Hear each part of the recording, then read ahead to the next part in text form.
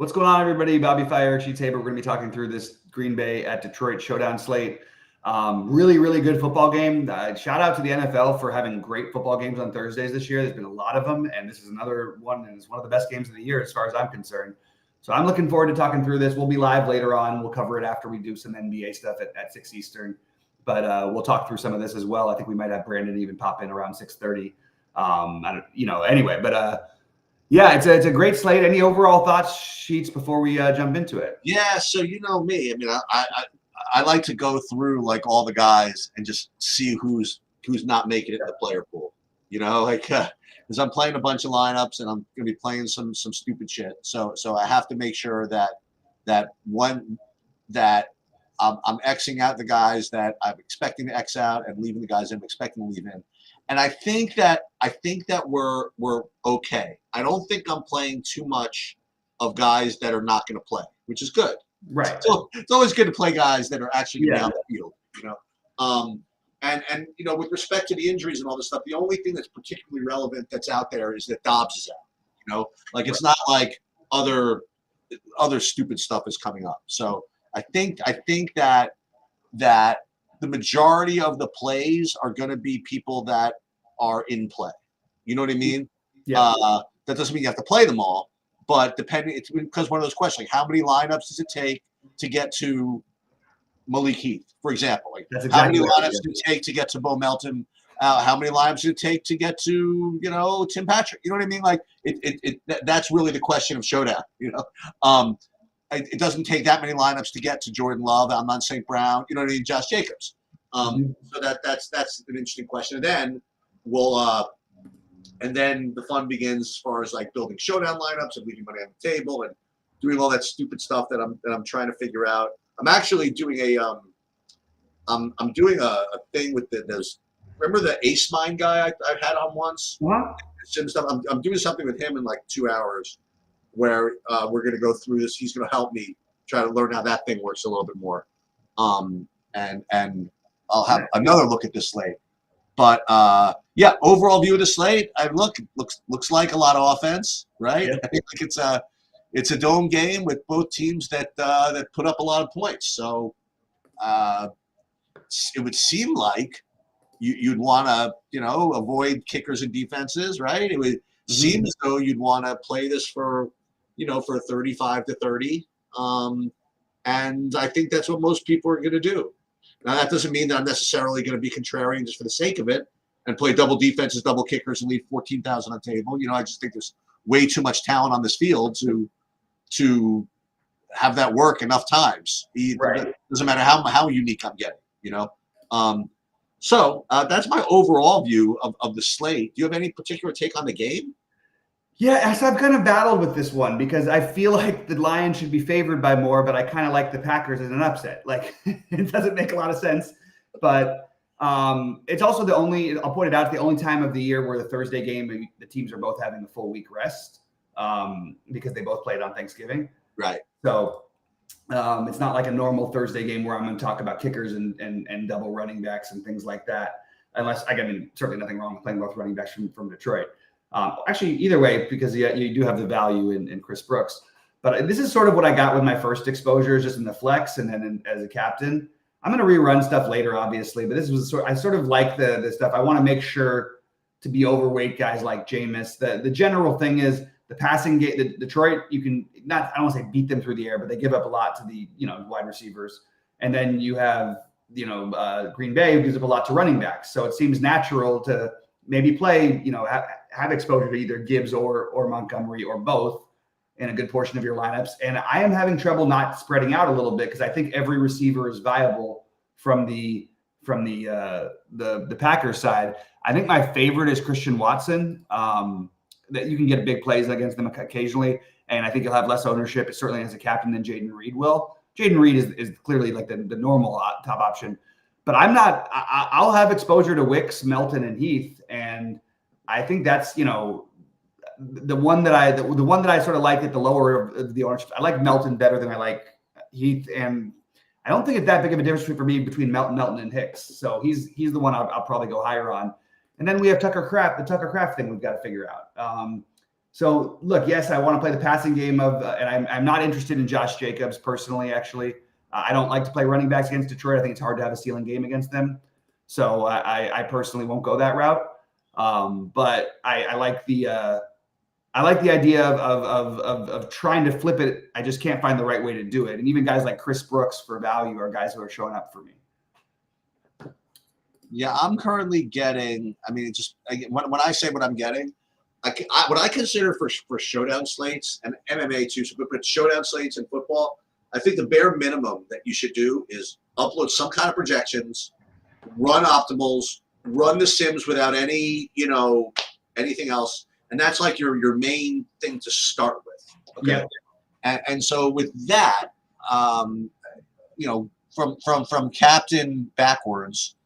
I would be getting, and I ran 100, 5,000 lineups or whatever, and I'm playing maybe 100. I'm currently getting Amon St. Brown at like a huge percentage in the captain, like 39% captain for St. Brown. And then, unfortunately, I'm getting the guy you just mentioned. So the next guy I'm getting is Josh Jacobs at 18%. And then I'm getting nobody else like above 10. Which means also is that I'm getting all kinds of spread out stuff, like getting Jordan Love. I'm getting some, Christian Watson in captain, Jaden Reed, the Jamison Williams, like you mentioned, Wicks, whatever. What I'm not getting is much Goff in the captain. Like I'm getting literally 3% Goff in the captain. And it's not as if he's going to be like super, super chalky. I mean, but I have him what's he going to be? 9% captain, maybe? I don't know. I think I'd be high. I'd be surprised if it was that high. If SaberSim, if these ownerships hold true, and I'll just take a look at Goldie's real quick. Yeah, he's got a higher ownership on Love because I do think that Love and so do you, just sort of like you, he's got a higher ownership on Goff than SaberSim does. I think if you're going to play one of the quarterbacks, I think it should be Jordan Love. Like I said. I don't know why he's actually not like. Usually we look at this and it's always the quarterback should be like 30% owned. They always look at 30% owned. I like Love as a somewhat contrarian caption option. I thought he'd be like the second highest owned, and he's sixth, at least as of based on these current projections. Well, let's talk about another thing that you mentioned, kind of like right leading in, with respect to the running backs. So. You mentioned that you trying to choose between Gibbs and Montgomery, or maybe just playing them both, right? Right. And playing them both has, I want to say, people have gotten away with it, but without even looking, it feels as though the last chunk of games Detroit's played, they've been just huge favorites. I don't remember, but I just remember from Survivor, like every week they're like an 11-point favorite. Right. I'm not sure if that's the case. I'll have to pull it up. Yeah. So those types of games are the ones where you could get away with that, like a little bit more, So I don't know if I'm willing to do that in a tight game. Well, just to throw out though, the problem is it's not like they had one or two games. It's every single game they've played this season, except for like one that they both got there and what we would want them from them tonight. They're both getting double-digit fantasy points every single game. I think there's been one exception where Gibbs had a big game and Montgomery only had like 9, but every other game they both get there, and that is what Detroit wants to do now. The issue is the little narrative part of this, which is tough to figure out, is Gibbs got in trouble because he did a TikTok video got in trouble. They made a whole thing with Dan Campbell's press conference. He did a TikTok video, but it was doing all their play calling, and it had the whiteboard with all of their signals, what they all mean in the background. There is speculation that he's going to be that they might lean more towards Montgomery because of that, but I haven't heard any coaching speculation. That's just the internet speculation. You know what I mean? And I don't know how I feel about that one. I just feel as though there's just a lot of fantasy points that are available today. Yeah, and to play double running backs. I don't know if that's going to, in this particular game, capture enough upside to be enough. However, if you want to play like a Detroit blowout angle, which could happen, you know what I mean? Like remember last week Detroit was like on the verge of winning 44-0, and then they basically fell asleep at halftime. You know what I mean? And next thing you know, you saw what happened at the end, right? Right. So I think that if they in fact do get another lead, they're going to be very cognizant of not letting that happen again. So, but maybe I'm contradicting myself. What I was going to say is, in like a blowout angle, maybe you play double running backs or whatever. But I think there's plenty of points even in regular. I mean, if you just look at the usage these guys get, they both get number one running back usage. Pretty much, you know, it's close enough to what number one running back usage is. So I don't even care that they're on the same team or that whatever. I just look at them as a completely different situation than any other team. It's like 2 years ago or last year was it with A-Chain and Mostert. Mostert led the league in touchdowns, and A-Chain was the higher scoring fantasy running back. You know what I mean? They just both were getting there every game, and they were putting up like 40s together. We're not necessarily going to get that, but if these guys both get you, if between the two of them and they go like one gets 17, one gets 14 or 15, I still think that's pretty good because they spread it out so much in Green Bay. It's hard to know for sure what the receivers are gonna be getting there. You know, like it's hard to know. Okay, are two of them going to get over 20? I doubt that. So where else are you going to be able to get those raw points? It would be St. Brown, Jamison Williams, and Laporta and Kraft, I guess you could throw in there. But those guys all getting, outside of St. Brown, those guys getting 20-plus fantasy points seems less likely than Gibbs or Montgomery to me. But I am interested in trying to dig a little bit more into this. And I don't think I'll find anything more because I've just seen everybody going, oh, but Gibbs is in trouble and be ready for them to give out the ball to Montgomery. They love Montgomery and all this stuff, and Gibbs shouldn't have done that and all these things. I don't know if it may be just overblown, but I am interested in the speculation of it. I'm not. I mean, on the showdowns, I'm not considering that literally at all. Well, what if they literally sit Gibbs? Okay, good. Then I'll have some Montgomery. You know what I mean? Okay. Well, then it's going to work because I'm not going to play them both together. So, fair enough, I guess. So it's going to work. So if they sit him, they sit him. You know, whatever. I would not play Gibbs. You know what I mean? Because of that. I mean, they're trying to win the freaking Super Bowl. You know, I'm not interested in. And Dan Campbell looks like this tough guy that's going to be disciplined. At the end of the day, I mean, like, okay, he's going to yell at him and say, hey, don't do your TikTok stuff, and then you know what they're going to do? They're going to give him the ball the same amount as usual. You know what I mean? Because to be honest, I'm on that same page. Like if this was a full NFL Monday slate or Sunday slate or whatever, that's one thing.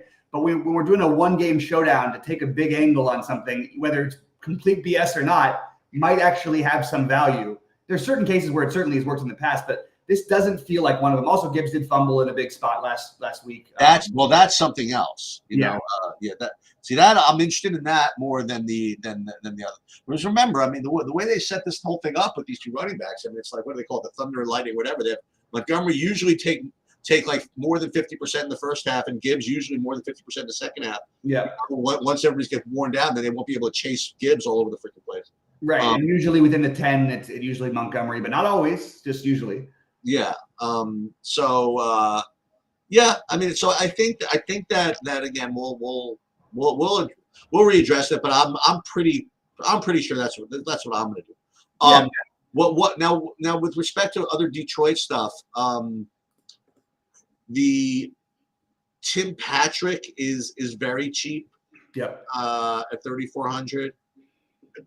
I would like to say it's for a good reason, whatever, but he is very cheap. I mean, he is almost half. I mean, barely more than half the price of Laporta. You know, right.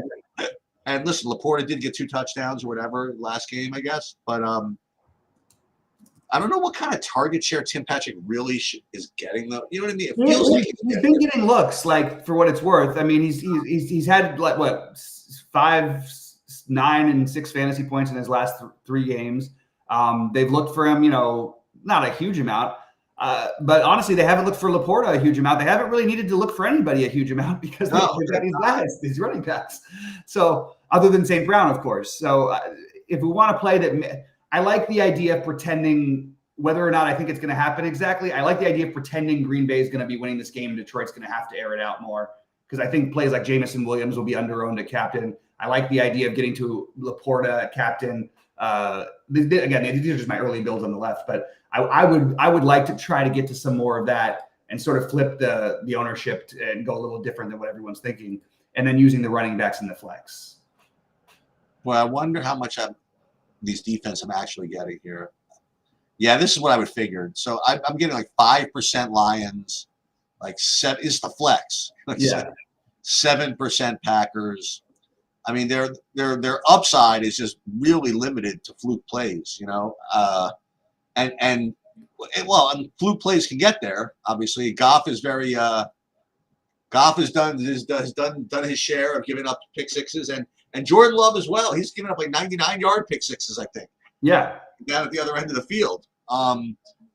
So I guess the ball gets thrown in the air enough.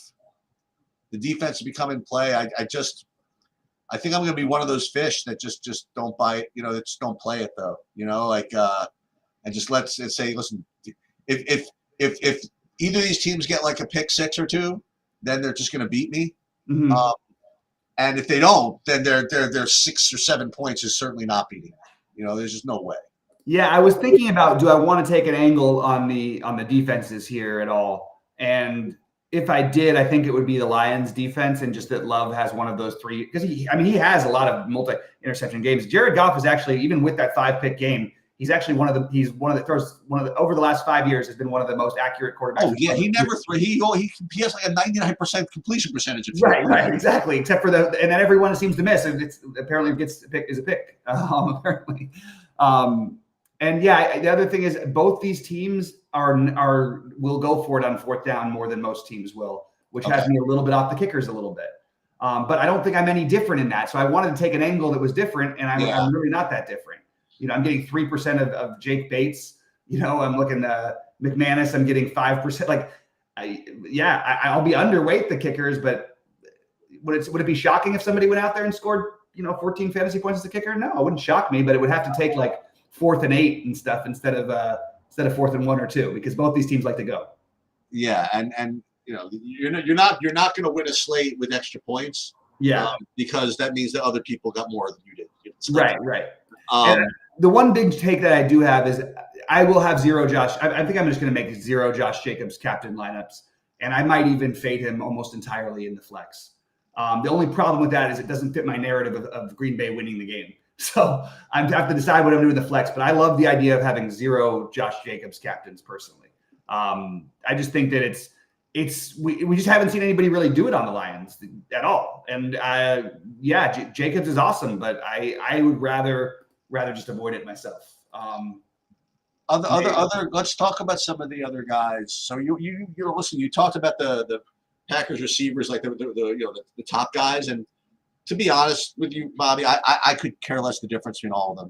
Watson, Reed, Wicks, they're all the same to me. I mean, really, I really can't distinguish between the 3 of them. Well, Reed is clearly the most consistent of them, usually, but he's been a little bit off. So I hear you. No, but what I mean is that given the fact with their price versus their ownership versus all this stuff, I mean, I just don't know which one's going to get the touchdowns. You know what I mean? And so I'm going to have them all. I'm just going to have them all. But what I want to ask you about is the other guys. So what do you think of Malik Heath, Bo Melton? Those are the 2, wide receiver 4s, right? And then also, what do you think of the two running backs behind Jacobs? That being Chris Brooks and who was the other guy? Emmanuel Wilson. And Emmanuel Wilson. Do you have any opinion on any of those guys? I don't mind if I ended up there because of the price, but in general, I think you might it's going to be hard for me to see a lineup that doesn't have double-digit points from every position. And I find it very unlikely that either of those guys will get double-digit points. Okay. That's my only take there. The only thing is if those guys fall in the end zone somehow, right. But the odds of them not, I mean, Jacobs has gotten every carry near the goal line basically so far. Maybe an injury, maybe he makes a big play and then they pull him out to get him in. But even if they get in the end zone, that still might only be 7 or 8 fantasy points for them for the game. All right. So now that gets us to where people that are playing reasonably are going to play. So I want to ask you about a couple of other guys, and the way you look at this is you see how it says SS projection over here and my projection over here? Mm-hmm. And so here, just so you know, if it's green, that means I'm a little bit above Sabre Sim. I don't know if you ever noticed that. Yeah. If it's red, it's a little bit below. And then when I get down to here, if it's gray, that means it's the same. And the reason why these are all the same is I didn't even project these guys. but they're showing up in the Saber Sim build. So these are the guys I always have to just think about. Okay, so we're gonna have to go through them for the sake of this. So you first of all, you have Laporta at tight end, and the secondary tight end is Brock Wright. I actually do have a projection on him. He's not exactly that cheap though. He's like 3K. So I'm getting like a 2-point projection on him. And then the other one that's backup tight end would be, I have Ben Sims, who is, I literally have a 0.48 projection. And the other one is the Shane Zylstra. Like these are 3 guys that have gotten a touch. Okay. Right. And then I think there's this John Fitzpatrick. I have him projected also. Do you know anything about these guys that could help me? I'm going to look and make sure they're all active, obviously. Yeah. Do you have any opinion on any of that? I feel like I go back to what my other point was before. If I was going to do any other weird thing, it would be like Brock Wright or something who can catch touchdown pass. I don't really want to have interest in guys who I just think are not going to have a chance at getting 10 fantasy points. I'm going to ask you another way. Okay. All right. Right before the slate locks, all of the starters are out except for these guys. Who of these guys are the best? Can you rename them again? Because now, right, exactly. Very good. So forget Brock Wright. He's like chalk. He's gonna be like 4% off. Like between guys, like, do you know anything about Ben Sims or Shane Zylstra or John Fitzpatrick? Ben Sims has not had a target in any of the. I mean, I think he had a couple. We had like 1 or 2 early in the season. I would not be playing that. I would take more of a shot on Shane Zylstra, who also hasn't had any real looks lately. Okay. But at least there's like talk about them. Well, remember, all the stars are out in my scenario. Right, so. Right. So I guess Shane Zylstra would be my answer. Okay. And then the other guy that's on Detroit's roster, but I haven't seen him play yet, is Allen Robinson. Yeah. And we've heard of him. You know what I mean? Like he's played before. I just don't think he can move anymore. Yeah, I don't know if he got any snaps in the Thanksgiving game. I have to look at it. I don't believe he may not. Oh no, he played that week. He didn't miss the week before, but he didn't play. I don't know if he got any snaps either. And the only other guy that's projected is going to be the third running back. No, the third and fourth running backs for Detroit. That would be Craig Reynolds, who I've heard of, and Sloan Vaki, who I. So Craig Reynolds only if it fits the narrative that we don't like, right? You know, like if we did take the angle that because they're not going to just give the ball the whole time to one guy. If you did think maybe they punish Gibbs by sitting him out the first quarter, maybe Craig Reynolds could sneak one in. So kind of that would be an angle to take that I wouldn't hate. Okay, so you know what you could do, and this is a rule that's probably never going to show up as being relevant. But what you could do as like a no ball rule is go max 1 between like Reynolds and Gibbs, right? You know what max I mean? Like, okay. Like you're probably gonna never get Reynolds anyway, right? But at least like if Saberson got in a bad mood and wanted to give you both of them, you would know to not do it because the only, like you just said, the reason why we want Reynolds is that if in case they were really punishing Gibbs, right? So max 1 Reynolds. It's so funny if I put that rule in, Saberson would be like, okay, sure, no problem. I'll make sure you only get one of those 2. Okay, I'll get all the Gibbs. Sure, no problem, Sheets. I'm on it. Are you actually doing it? Yeah, sure. Don't worry about it. I got you. And the only other guy to even bring up are the 2 running backs, Chris Brooks and Emmanuel Wilson. Yeah, so I would lean Brooks if I had to pick between the 2. Because he's younger. Yeah, he's gotten a little bit more active lately. Yeah, sure, it could always be wrong, but I like. I mean, I think they've liked him enough, and he's been more productive as my best explanation, and he is younger. Okay. So yeah, we'll touch on it more later, and then unfortunately we're not waiting on a ton of news that we at least nothing in football. We usually would hear about something, but yeah, I think that we this is just sort of a first look and give us an idea, and then we'll talk about it a little bit more closer to 6:30, I think.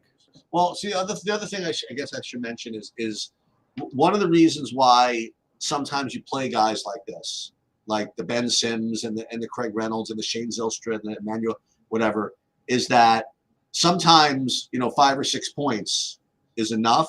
But when you have this big total game like this, it's less important. I think it's less sound to play guys like this. Mm-hmm. Because you could be sitting there and say, oh my God, Ben Sims got in the game. I'm so psyched. And then, oh my God, he got a freaking reception and he's 5% on. I'm a genius. And it turns out he's like the 14th highest scorer on the slate. Right. You don't even need it, you know? Or if you had a very condensed target share where it's like there's 4 guys who you know are going to get all of the work, like if you the Rams playing one night, then spending down on the other side to play the two stud receivers with Kyron Williams, then it would make sense to try to get to those guys plus whoever the studs are on the other team.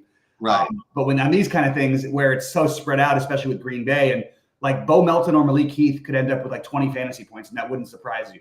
And it's not what you're banking on, but why am I then taking a shot on a guy at a similar price who maybe he goes crazy and gets 9? You know? How does that happen though? How does even so? Bo Melton and Malik, they're the wide receiver 4, right?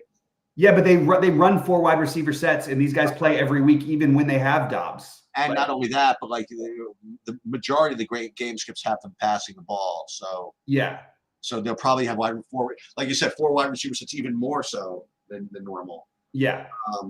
Okay. And most of these guys have put up 20 in a game this season. I mean, pretty much, I think all of them have put up 20 in it. Oh no, Heath has put up a 14 and a 10. He hasn't put up a 20 yet.